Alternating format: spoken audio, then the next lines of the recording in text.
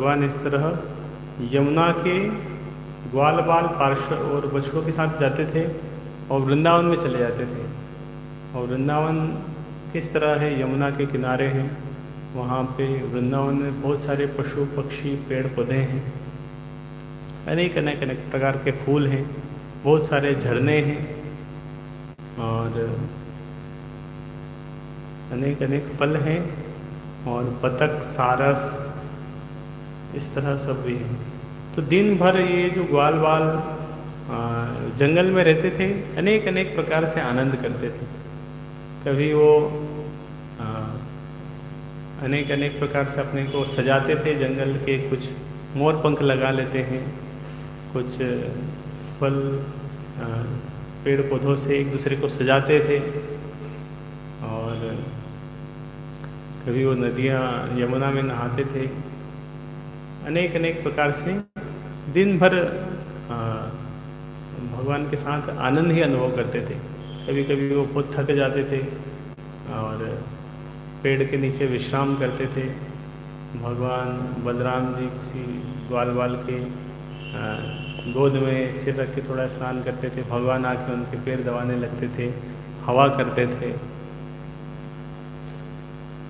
तो इस प्रकार से अनेक अनेक लीलाएं करते थे और इस लीलाओं में अनेक अनेक प्रकार के असुर भी आ जाते थे और अनेक अनेक प्रकार के असुरों को भगवान ने इस तरह वध किया।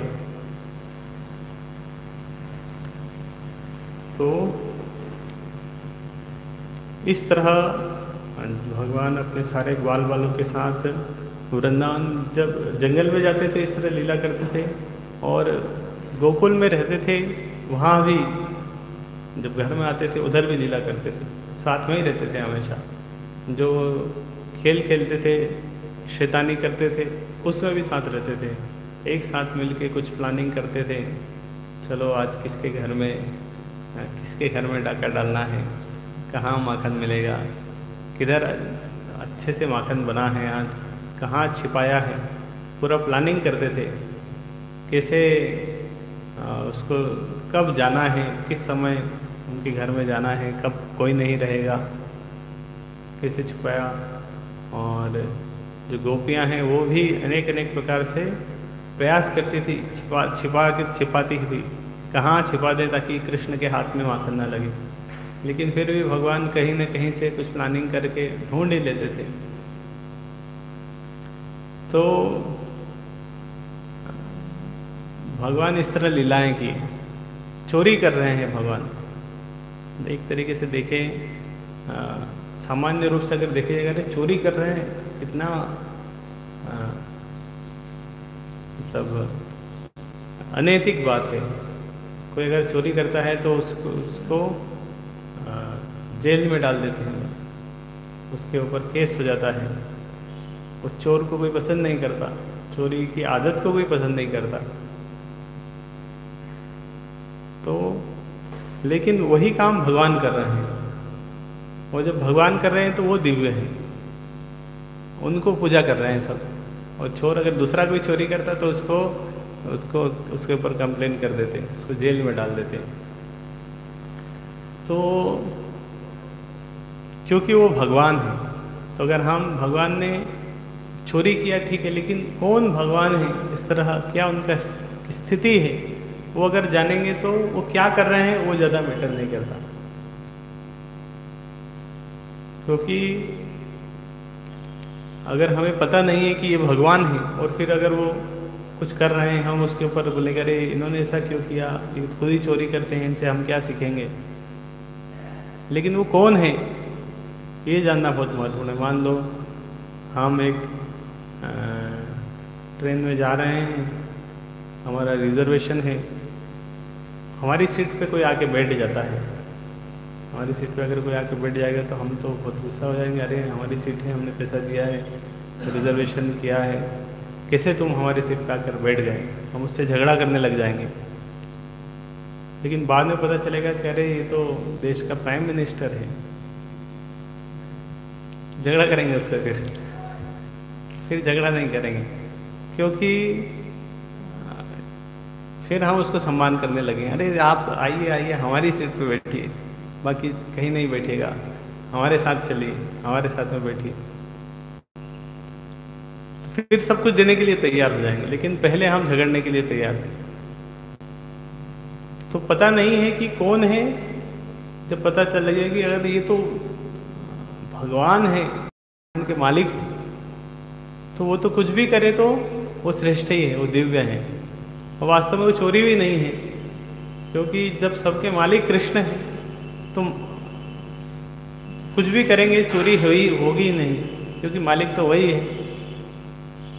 तो भगवान चोर नहीं है, लेकिन हम चोर है वास्तव में। तो भगवान भगवत गीता में बोल रहे हैं, भोक्तारम यज्ञ तपसाम, सब कुछ सबका भोक्ता मैं हूँ, मतलब मालिक भगवान है। और भगवत गीता में ये भी बोल रहे हैं कि अगर इस तरह हम किसी को कुछ लेते हैं भगवान से और उसको उनको फिर से ऑफर नहीं करते हैं, तो यो भुंगते स्तेन एव सः, वो चोर है। तो हमें भगवान से इतना कुछ मिल रहा है, फिर से हम भगवान को जब नहीं देंगे तो हम चोर की तरह कार्य कर रहे हैं। तो और भगवान इस तरह चोरी करते भी हैं, तो उस चोरी से वास्तव में लाभ होता है। किसका लाभ होता है? जिसके यहाँ चोरी हो रही है। भौतिक जगत में हम देखते हैं, अगर कहीं पे चोरी होती है तो जिसके यहाँ चोरी होती है वो बहुत परेशान हो जाता है, उसकी बहुत हानि हो जाती है, वो रोता है, पुलिस के पास जाता है, नुकसान हो गया बहुत बड़ा। जितनी बड़ी चोरी होती है उतना वो दुखी हो जाता है। और मतलब उसको बहुत कष्ट होता है। ये चोरी किसी के यहाँ होगी तो जिनके यहाँ होगी उसको बहुत कष्ट होगा। लेकिन भगवान जिनके यहाँ चोरी करते थे उनको बहुत आनंद आता था, और जिसके यहाँ चोरी नहीं होती थी उसको कष्ट होता था। मतलब किसी ने बहुत अच्छे से बना के, माखन बना के रखा है और कृष्ण आए ही नहीं उनके घर चोरी करने, तो उनको लगा अरे क्या इतना माखन बना के रखा था, कृष्ण आए ही नहीं चोरी करने। तो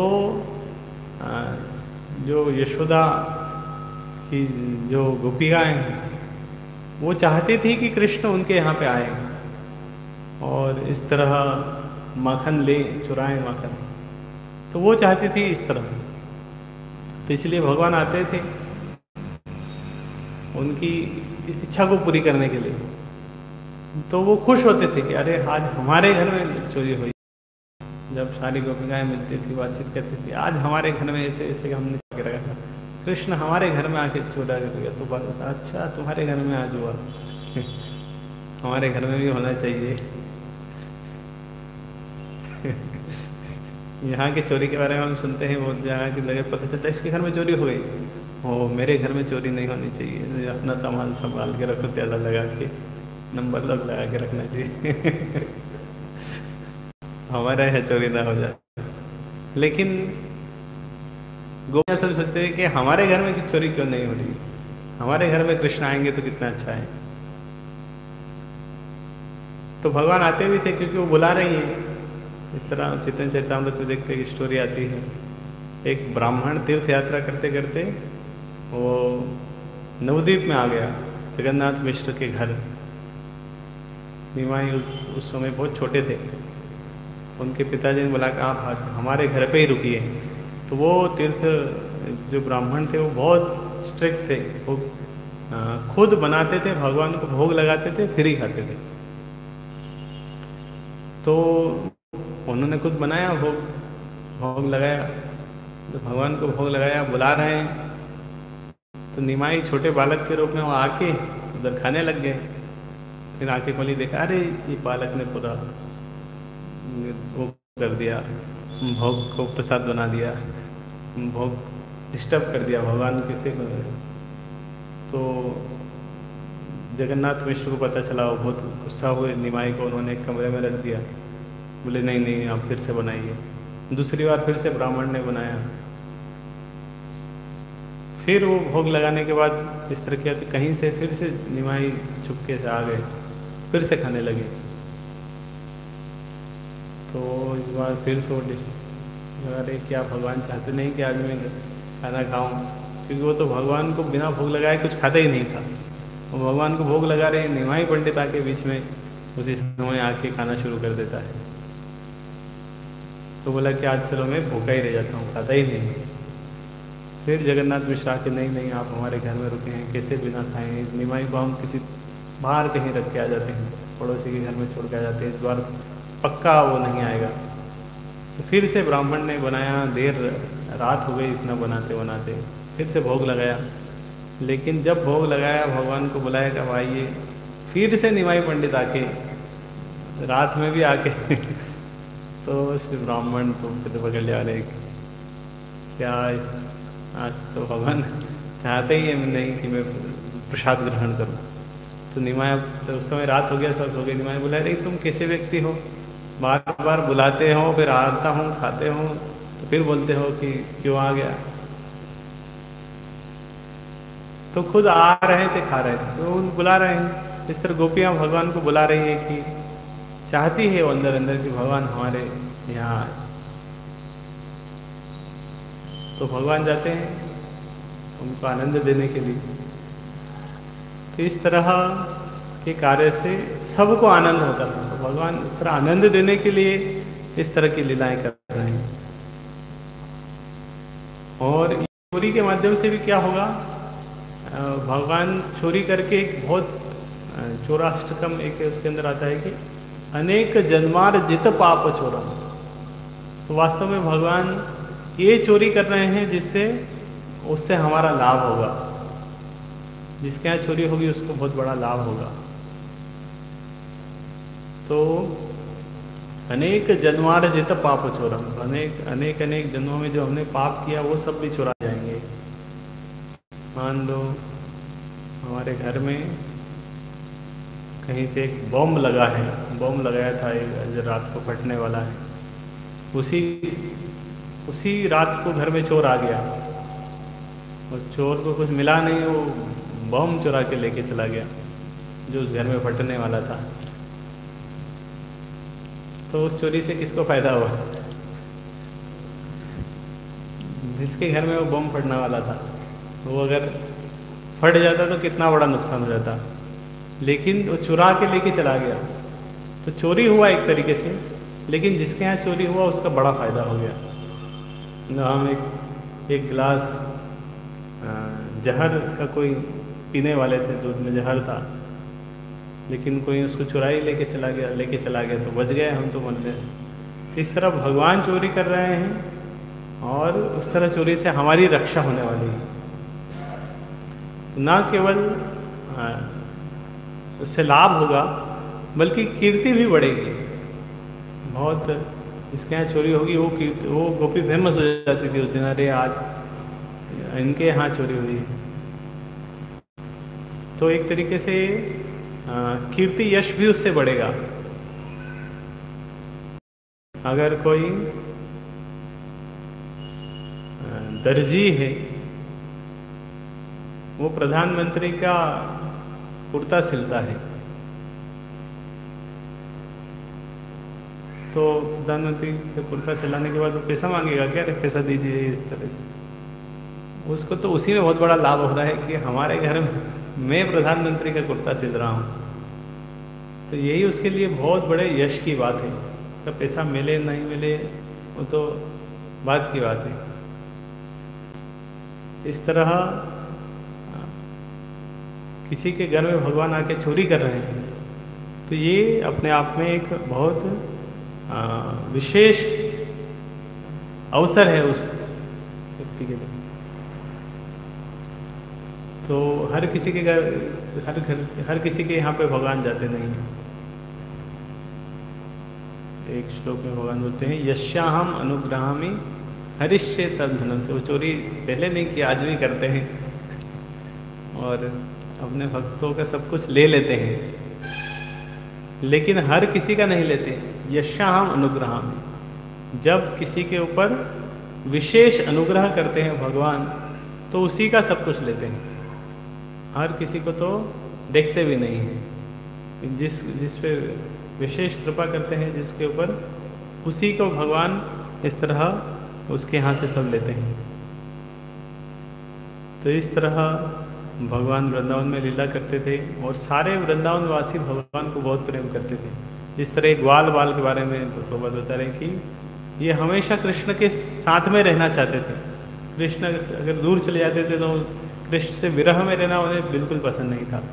हमेशा वो याद करते रहते थे कि कल कब सुबह हो और हम कृष्ण के साथ में वन में जाएंगे। घर में भी उनको अच्छा नहीं लगता था, कृष्ण के साथ अच्छा लगता था। कृष्ण के साथ खेल खेल रहे थे, बहुत अच्छा लगता था। तो ऐसा लगे कि ये खेल चलता ही रहे, कभी ख़त्म नहीं हो, छोड़ते नहीं थे कृष्ण को। अगर खेल खेल रहे हैं तो कृष्ण को छोड़ते नहीं थे आसानी से। यशोदा मैया रोहिणी मैया को बुलाना आना पड़ता था। रोहिणी मैया पहले बुलाने आती थी कृष्ण को, तो कृष्ण सुनते नहीं थे वो। यशोदा आती थी बुलाने, फिर वो बोलती थी कि अरे नंद महाराज तुम्हारी प्रतीक्षा कर रहे हैं, वो वेट कर रहे हैं कब तुम आएंगे, तब वो भोजन ग्रहण करेंगे। फिर कृष्ण आ जाते, नहीं नहीं नंद महाराज हमारा इंतजार कर रहे हैं, चलो चलो।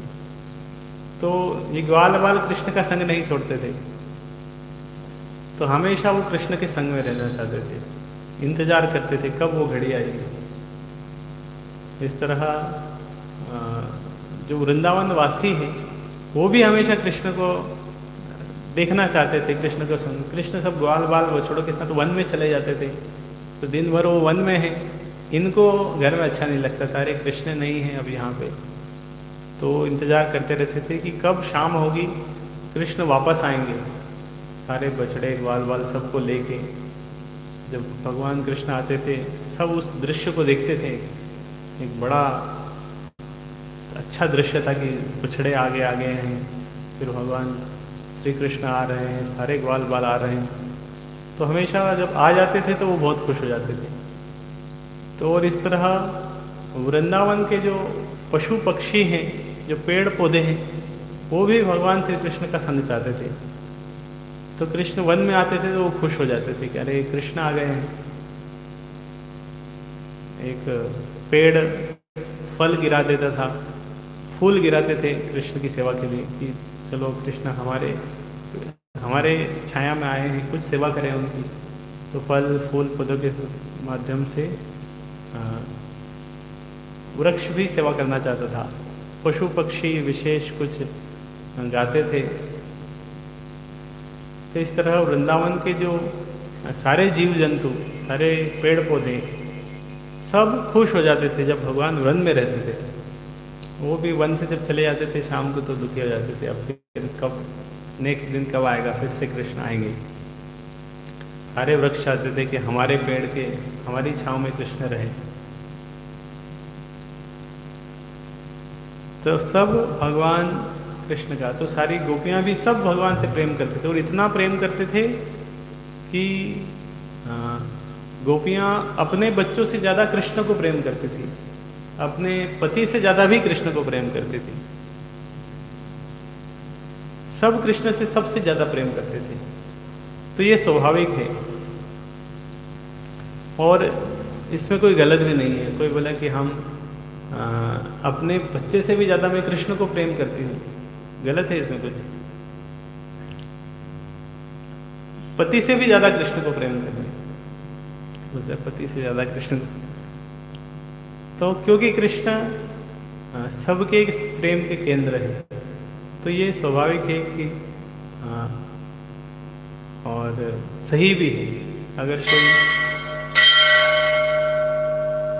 अगर कोई सैनिक बोलेगा, एक सैनिक देश की सेवा कर रहा है, युद्ध चल रहा है उधर, और उसके घर वाले उसको बुला रहे हैं, आ जाओ घर में प्रोग्राम है, इसका बर्थडे है या कुछ विशेष प्रोग्राम है, तो दोनों से प्रेम की बात है, तो वो घर चले जाएगा तो सही है। तो स्वाभाविक है कि वो अपना जो कार्य कर रहा है, अपना जो कर्तव्य है, उसके प्रति उसको प्रेम है, देश से प्रेम है। तो इसी तरह उसमें कोई गलत नहीं है। सिर्फ गोपीज जो वृंदावन वासी हैं, कृष्ण को सबसे ज़्यादा प्रेम करते थे, ये स्वाभाविक है उनके लिए। तो इसी तरह भगवान वृंदावन में रहते थे, और वृंदावन धाम जहाँ पे भगवान इस तरह सारी लीलाएं की, अभी भी वो है। ऊपर तात्पर्य बता रहे हैं कि अभी भी हम उस स्थान में जा सकते हैं। वो जो भगवान ने जितनी लीलाएं की, अभी भी उस स्थान में वो लीलाएं हो रही हैं और हम उस स्थान में जाके उसका लाभ उठा सकते हैं। तो विशेष रूप से जो भारत में रहते हैं उनके लिए तो विशेष अवसर है। थोड़ा कुछ ट्रेन बस पकड़ के कहीं के जा सकते हैं, वृंदावन में जाके दर्शन करना चाहिए, वो लीला स्थली देखना चाहिए, कहाँ कहाँ भगवान ने क्या क्या लीला करी। कौन से पेड़ से भगवान यमुना में कूदे थे, कहाँ पे दामोदर लीला हुई थी, कहाँ पे भगवान बचपन में थे, गोकुल में थे, फिर कहाँ गए, किसे गोवर्धन में जाते थे। तो ये सब को दर्शन करना चाहिए हमें जाके। उसका एक विशेष अवसर है हमारे लिए जब तक हम इस भौतिक जगत में है। तो यहाँ जो भ्रम वृंदावन है, जहाँ पे भगवान आके इस तरह लीलाएं की, तो उसका हमें लाभ उठाना चाहिए। और पवित्र बता है कि इस तरह पवित्र स्थानों में भ्रमण करके भगवत धाम वापस जाने की तैयारी करना चाहिए। तो हमें भगवत धाम वापस जाना है तो फिर से आध्यात्मिक जगत जाने के लिए उस आध्यात्मिक जगत का दूतावास इस भौतिक जगत में है। तो वो जो दूतावास है वो है वृंदावन। तो किसी दूसरे देश में जाना है तो हमें सबसे पहले वहाँ के दूतावास में जाके वहाँ का वीज़ा लेना पड़ता है, तब हम उस देश में जा सकते हैं। इसीलिए आध्यात्मिक जगत में जाना है, भगवत धाम जाना है, तो पहले वहाँ का जो दूतावास है इस जगत में, जो वृंदावन है, वहाँ जाके 3-4 दिन रहना चाहिए और वहाँ से वीज़ा लेके आना चाहिए। तो 3-4 दिन वहाँ रहेंगे तो भगवान ऑब्जर्व करेंगे कि ये 3-4 दिन कैसे रह रहा है धाम में। 3-4 दिन में रह के अपराध कर देंगे तो वीज़ा कैंसिल हो जाएगा। तो जब उस मानसिकता से हम इस भौतिक जगत में जो वृंदावन है वहाँ जाके ठीक से अगर रह पाएंगे, धामवासी को सम्मान कर पाएंगे, हरिनाम करवाएंगे ठीक से, तो भगवान वीज़ा अप्रूव कर देंगे कि ठीक है ये आने दो इसको भगवत धाम।